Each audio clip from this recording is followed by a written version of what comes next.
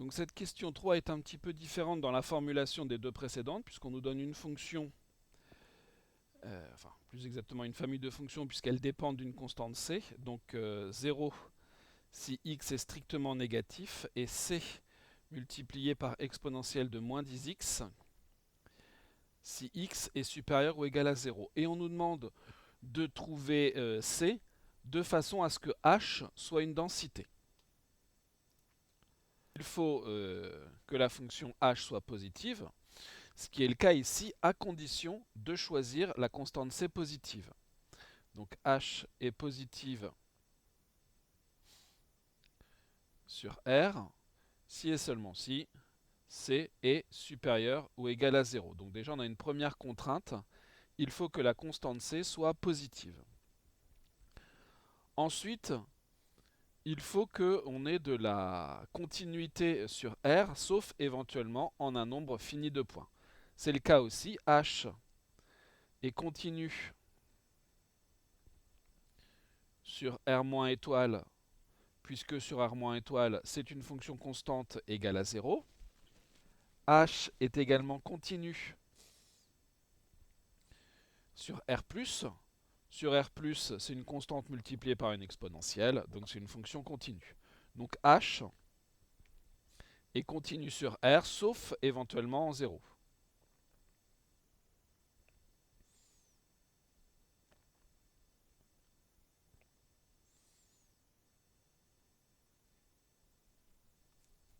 Bon.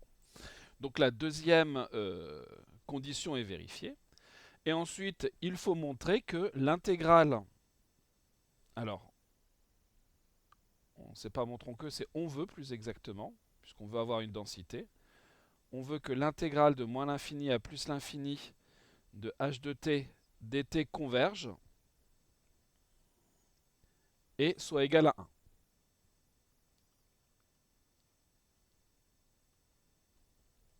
Donc on va calculer cette intégrale, et le fait de devoir avoir une intégrale égale à 1 va nous donner une contrainte forte sur c.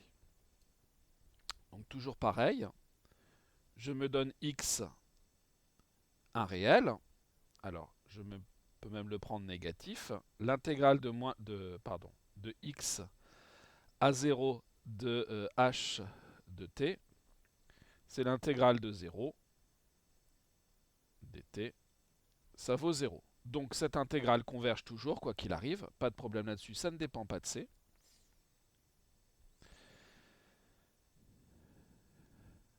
Cette partie-là converge et vaut 0. Pas de problème. Ce qui va nous intéresser, c'est l'intégrale de 0 à plus l'infini. Donc toujours pareil, on va se donner cette fois x appartenant à R+.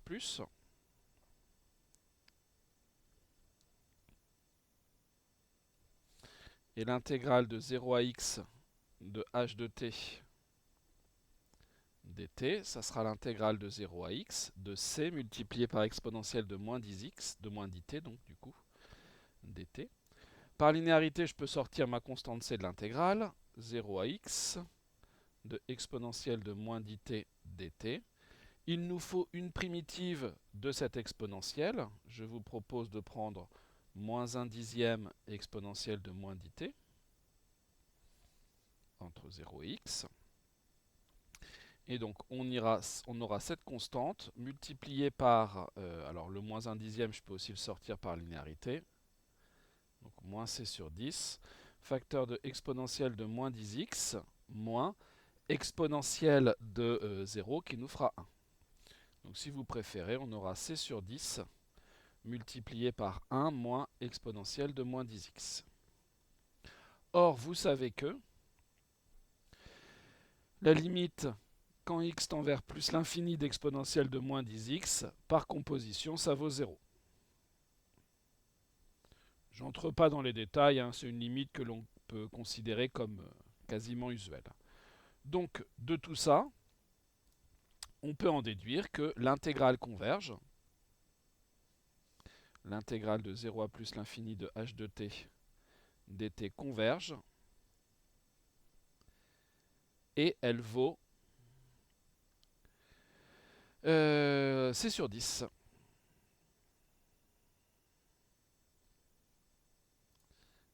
Nous, notre objectif, c'était l'intégrale de moins l'infini à plus l'infini. L'intégrale de moins l'infini à plus l'infini de h de t dt converge et vaut 0 plus c sur 10, c'est-à-dire c sur 10. Or, pour que h soit une densité,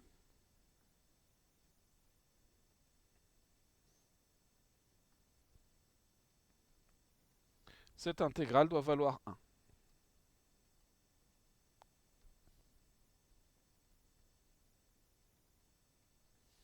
On a alors c sur 10 qui est égal à 1, ce qui revient à dire que c est égal à 10. Évidemment, il faut faire attention à la compatibilité de cette contrainte que l'on vient de trouver avec une précédente que l'on avait. Pour que h soit positif, il faut que c soit positif. Évidemment, c'est compatible. Donc, conclusion de tout ça, h est une densité d'une variable aléatoire x, si et seulement si c égale 10.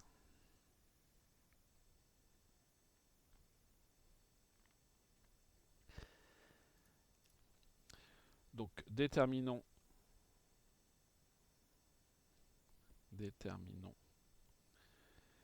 la fonction de répartition. Alors, ici, c'est un peu un abus de langage, parce que c'est la fonction de répartition, normalement, d'une variable aléatoire. Et ici, je n'ai pas du tout parlé de variable aléatoire. En fait, pour être très rigoureux, j'aurais dû dire soit x une variable aléatoire dont h est une densité. Et je détermine la fonction de répartition de x.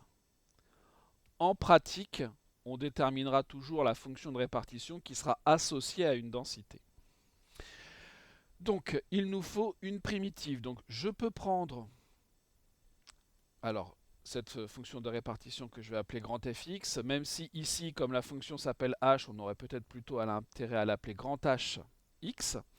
Alors vous remarquez, cela étant, que la notation, elle n'est pas étrangère au travail que l'on va faire, même si on n'a jamais ici parlé de primitive et de dérivée, en tout cas dans les définitions, c'est le travail que l'on fait.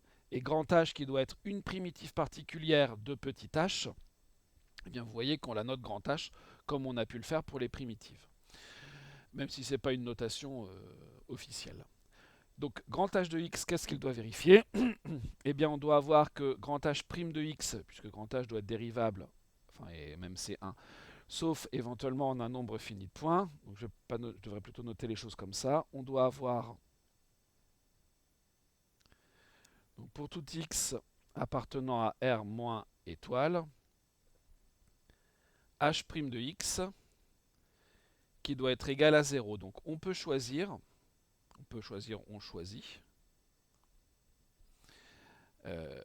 Hop. Donc on choisit, je ne vais pas marquer on choisit. On va plutôt prendre h de x qui vaut un certain réel k.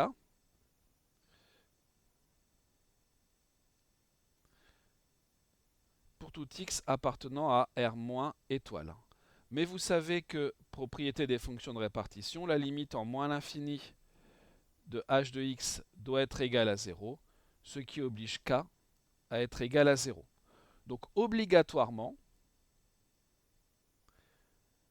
pour tout x appartenant à R moins étoile, hx de x doit être égal à 0.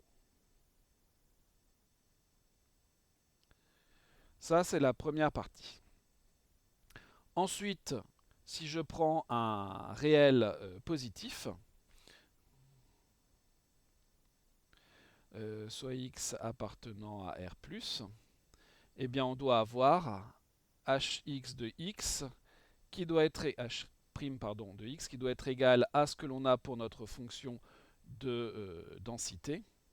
Donc c exponentielle de moins 10x, sachant que c, on a dit que ça valait 10. Donc, on peut prendre hx de x qui vaudra 10 multiplié par primitive de exponentielle de moins 10x que l'on a déjà rencontrée, plus une certaine constante.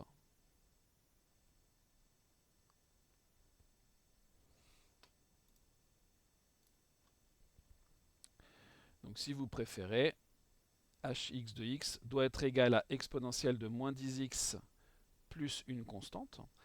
Et notre fonction h doit être continue sur R.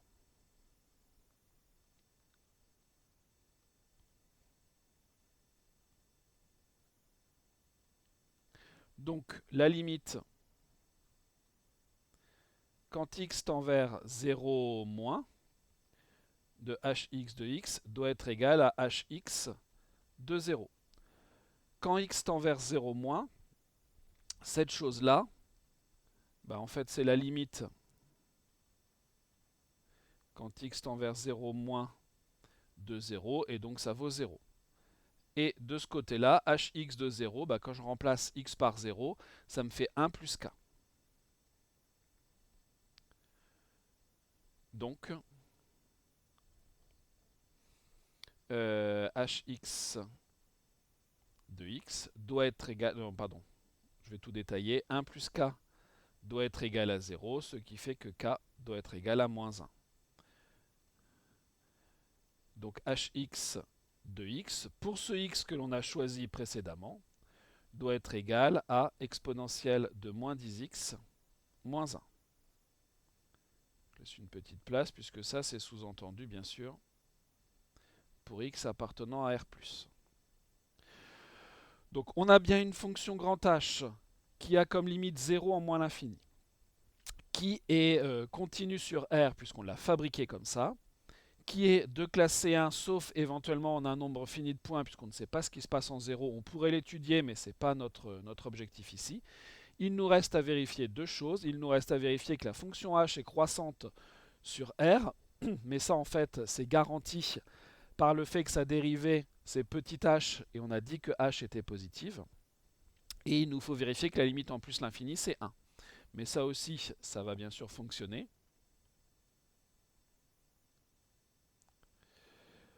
Ici l'exponentielle de moins 10x,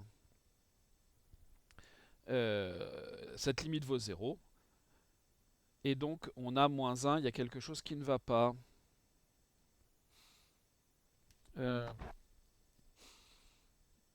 Il y a quelque chose qui ne va pas.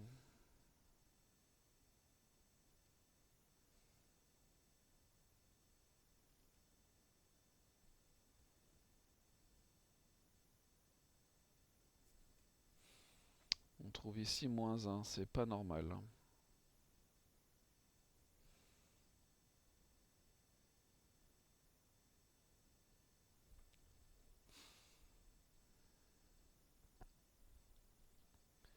D'autant plus que c'est moins 10 ici. Donc ici c'est moins. Ça ne change rien ici.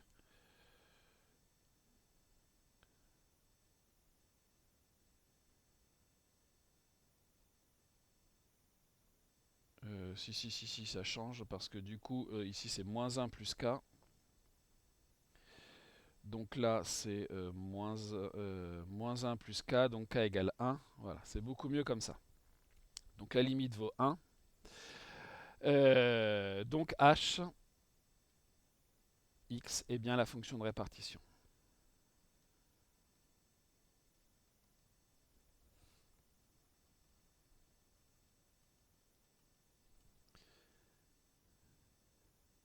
Alors ici, c'est R+. Le plus, il est en bas. Donc je résume la fonction de répartition. H est la fonction qui va de R dans 0, 1 en fait, qui a petit x associe 0 si x est strictement négatif et 1 moins exponentielle de moins 10x si x est supérieur ou égal à 0. Voilà la fonction de répartition associée à la densité donnée dans cet exercice.